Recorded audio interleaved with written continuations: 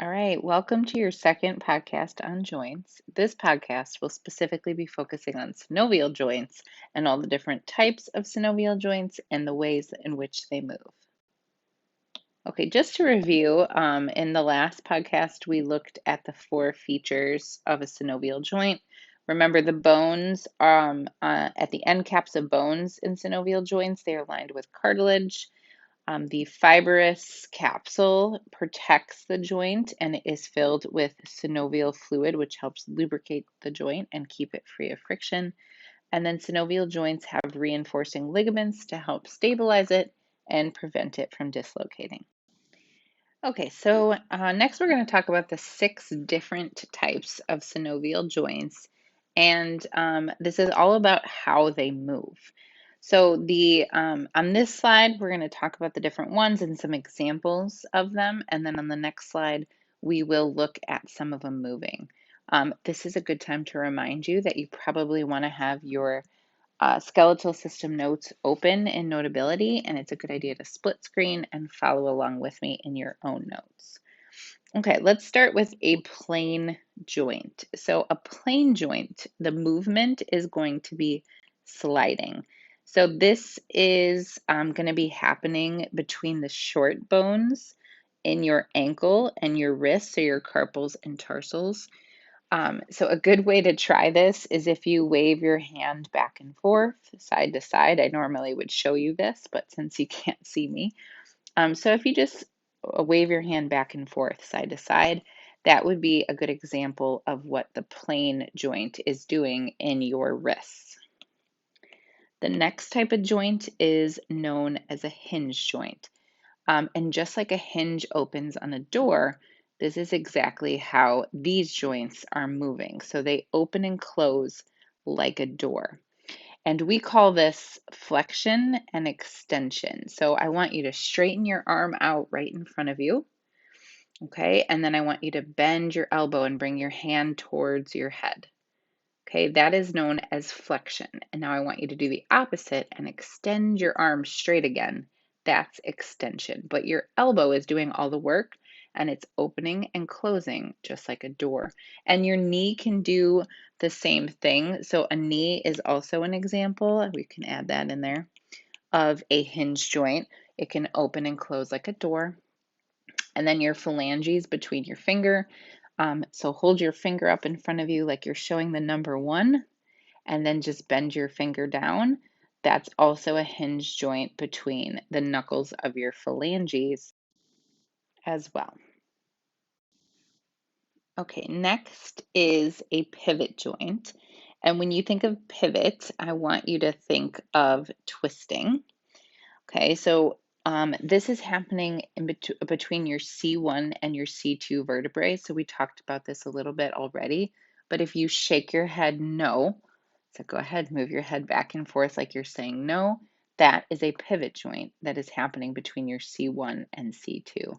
Another example of a pivot joint is between your radius and your ulna of your forearm.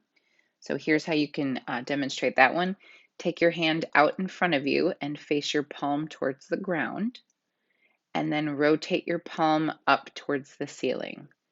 Okay, rotate your palm back towards the ground and then up towards the ceiling. So when your arm is out in front of you, your palm can rotate towards the ceiling and then towards the floor. And it is the pivot joint at the top of your forearm between your radius and ulna that is allowing that to happen. Okay, next we have a condylar joint or a condyloid joint. So this one is, if you could picture an egg in an oval cavity, that is kind of how it looks. So a condylar joint can move side to side and back and forth. So it has a few different movements. It's not as freely moving as a ball and socket joint, but it's pretty close. So a good example of this would be the knuckle between your phalange, your finger, and your hand. So I want you to hold your finger up like you're showing the number 1 again. And then I want you to rotate your finger around in a circle. So keeping your finger straight, rotate that finger around in a circle. That is the condyloid joint that is working there. There are also some condylar joints in your wrists and your ankles as well. So besides sliding joints between the short bones, you also have some condyloid joints in connecting the carpals to your forearm bones. So if you were to hold your hand up, you could also rotate your wrist around almost in a complete circle, just like you can if you did like ankle rolls as well with your ankle. So there's a condyloid joint there as well. Okay, the next type of joint is a saddle joint. This only exists between your opposable thumbs and your hands. I'm sorry, the opposable thumb and your carpals. So if you stick your thumb up like you're giving somebody a thumbs up and then kind of rotate your thumb around, that has a little bit more specific movement that just your thumb has. If you take your thumb across your palm to try to touch your pinky, okay, that is the saddle joint of your thumb working there. Okay, and then the final joint, the ball and socket joint, is the most freely moving joint. This is your shoulders and your hips.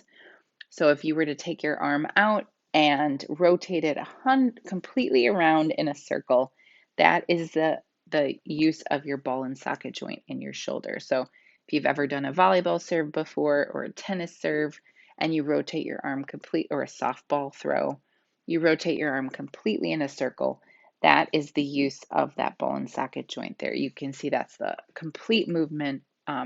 It is the most freely moving joint, which means it's the most likely to dislocate. Same thing with your hips. There are ligaments there to stabilize it, but because it does move so freely, it is most likely to dislocate. So again, that's your shoulders. And then your hips have that same freely moving joint as well. All right, so now let's look at some of the synovial joints and how they move. So we talked about the plane joint being a sliding joint. So there is a little view on how the plane joint can move. So think again of your ankles and wrists. Like if you're waving hi to somebody, that would be the use of a plane joint. The hinge joint, remember, opens and closes like a door. So again, your elbow, your knee, and your knuckles on your finger, not the knuckles of your hand, but the knuckles of your finger. These do flexion and extension and can open and close like a door.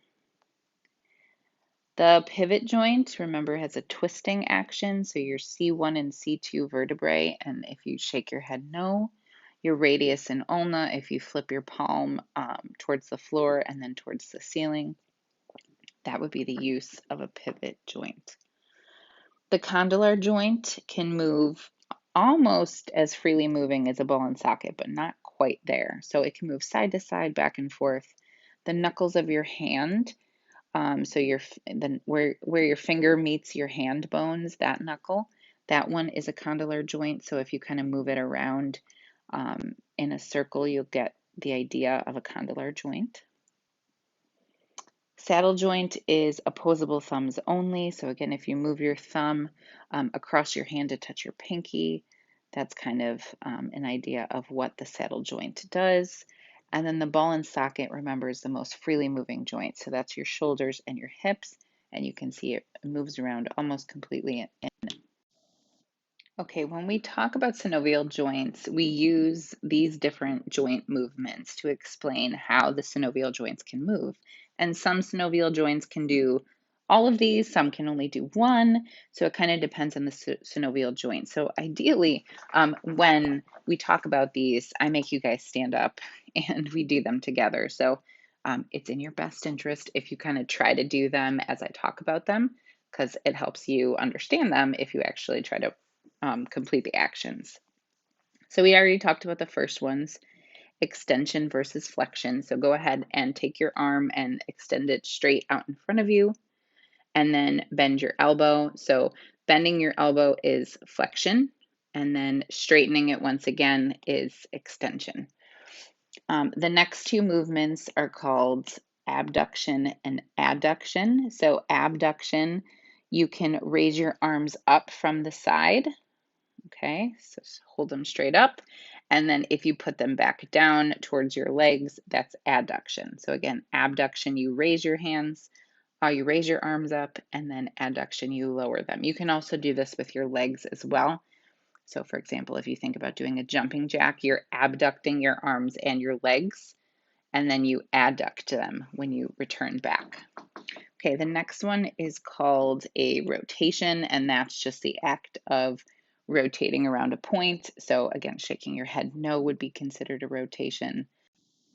Okay, the next ones on our list are eversion and inversion. So this is really just done with the bones of your ankle or your feet. So if you've ever sprained your ankle before, you've probably done one of these, most likely in inversion. But if you take your foot and tilt your foot inwards towards the midline of your body, that would be an inversion. So this is how a lot of sprained ankles happen. But the opposite can also happen if you angle your foot out towards the lateral side of your body. That's an eversion. You can also sprain your ankle that way too, but that's a lot less likely. Okay, and then the next one is called dorsiflexion and plantar flexion.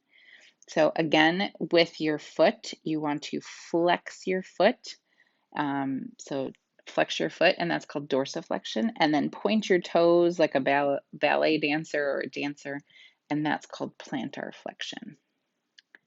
Okay, next, with the pivot joint between your radius and ulna, you can do what's called supination and pronation. So if you stick your arm out in front of you, palm up, that's supination. A good way to remember it is think about holding a bowl of soup on the palm of your hand.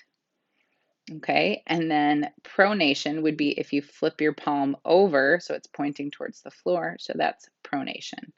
So supination is palm up and pronation is palm down.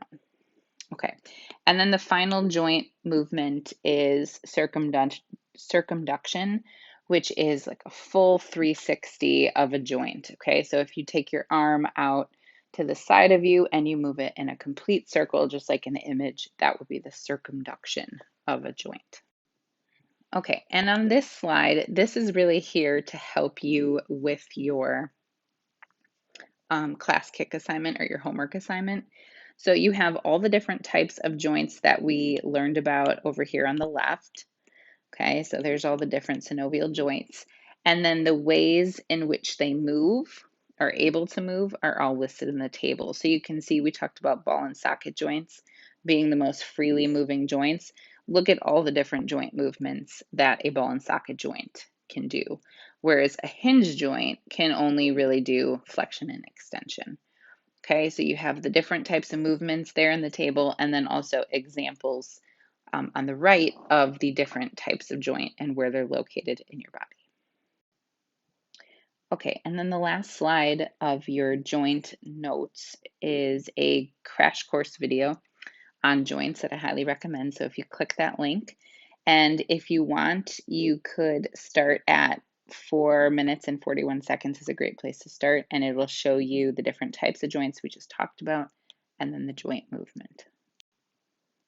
Okay, thank you so much for watching this podcast on the different types of synovial joints. Now would be a great time to practice with this information with a little homework, maybe a little class kick. Thanks again.